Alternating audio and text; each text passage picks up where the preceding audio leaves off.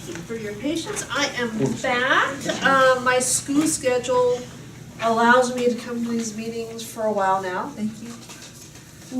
It's still pretty hairy because I'm at De Anza College.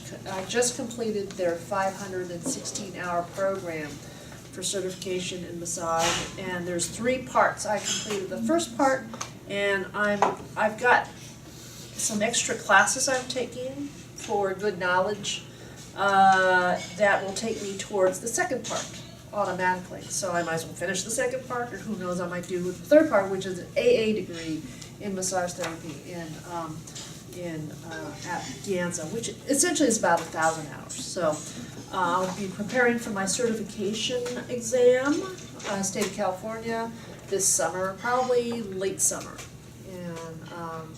But this journey is really cool because I started about 22 years ago as a massage therapist. Some of you are new. And I was trained 22 years ago, and they only require a certain amount of hours. Now they more hours, so I'm doing that. And everybody else who was trained that long ago is doing the same thing, so whoever's still in the field. So I've learned a lot of things, combining Eastern and Western medicine, mostly Western medicine or physiology, anatomy. And right now I'm taking a class on sports nutrition because I took classes on sports massage, sports care and prevention of sports injuries. And so I'm getting more people who are like weekend warriors and doing a lot of more athletic stuff, and I'm making a difference in their lives, or just people who just want to get back on their feet. And I'm taking a shiatsu class, which is basically an acupressure class on how to release trigger points.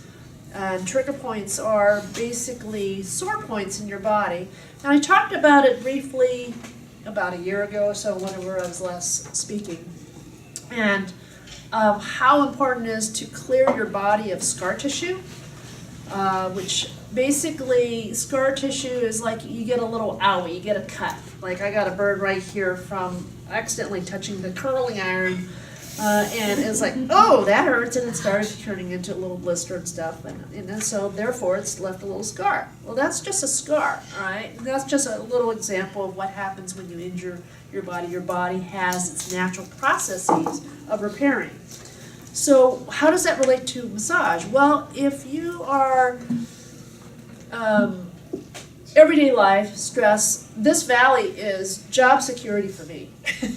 Because we have people who are working off their computers, they're driving, and they're hunched over, and that bad posture creates this imbalances of muscle imbalances, and therefore you develop some tightness in your shoulders and necks. Most people carry their stresses in their shoulders, right? Well, what happens is that when you have all that happen, your tight muscles will gradually get your posture to a point where you're automatically ready to go with your new vehicle, which is called your walker.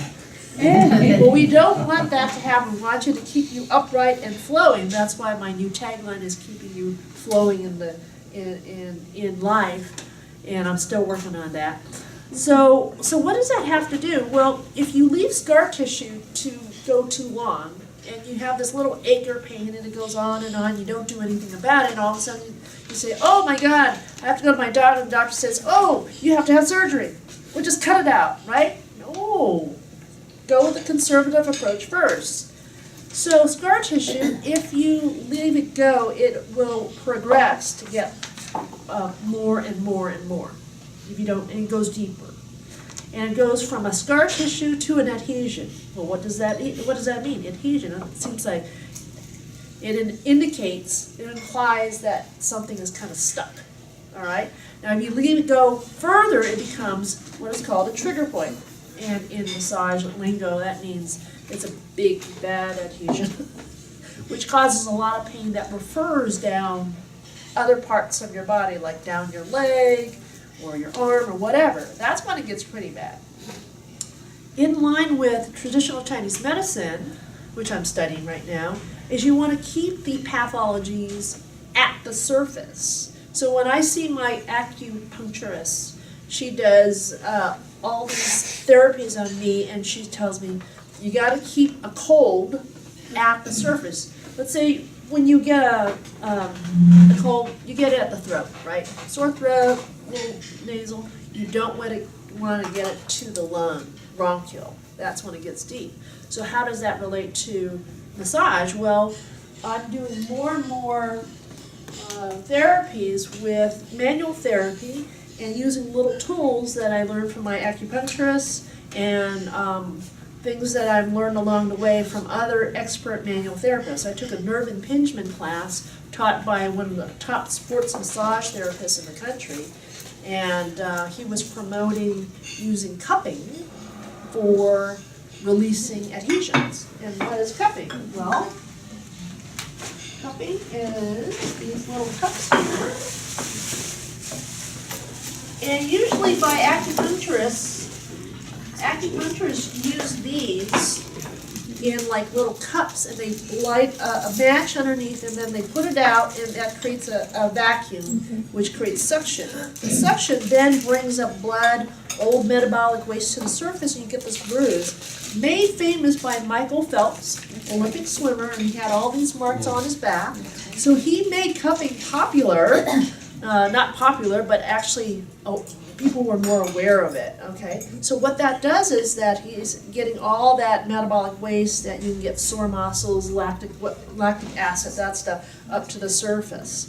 So what I've been using is cupping at two ways. You can do it by just leaving it like that, and it'll leave that mark and you leave it on long enough. Or I do that plus I do a sort of a gliding thing where I bring it up and then glide it towards your lymphatic drainage channel. All right, so I learned lymphatic drainage massage about a year ago, and I'm combining that knowledge with this on my own. I figured out, oh, I can do this and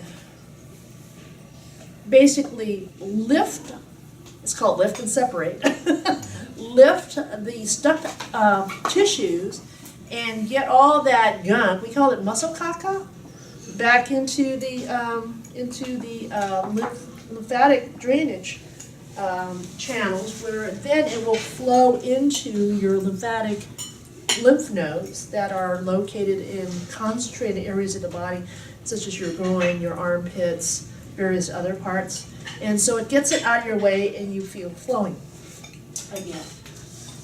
So I've been using different things like that. And then magnesium calming cream. I discovered on my own to use a leg cramp ointment on people who used to get cramps while I'm working on their legs and massage. They suddenly cramp up. But now the massage companies are getting smart, and this is magnesium, same stuff that's in Epsom salt.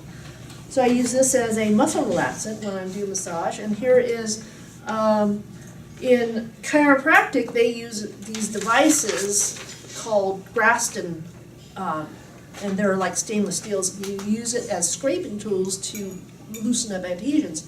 Acupuncturists use these little devices. You could use spoons or anything to scrape. So I do a light scraping, it doesn't hurt. And then I use the cupping to just lift and separate and get all that stuff into the lymph system. So some of my success stories is post-surgery. So those are the types of leads that I'm currently looking for, is post-surgery. I helped 3 people who had knee replacement surgeries to reduce the swelling in the knee and heat buildup in the knee by using massage therapy and cupping and bringing the excess fluid buildup, the edema buildup that's in the leg. And so they're able to walk better and have more range of motion. Also, I helped a person who almost 3/4 of a year ago had ACL surgery, and she worked with her physical therapist who tried to break up the adhesions and all, and she couldn't bend her leg past about there. And in one session, she was able to bend it further, almost as much as her good leg. because what I did was I cleared out the edema that was making the back of the knee stuck because it was blocking, and then loosened up the hamstring. So I'm combining east and west technologies with that. Shoulders, I've done people who had frozen shoulders, and thank you, Jack, I helped his shoulder a while back. But I just learned in my shiatsu class that the large intestine meridian goes from here all the way up here, up to the neck, here up to there.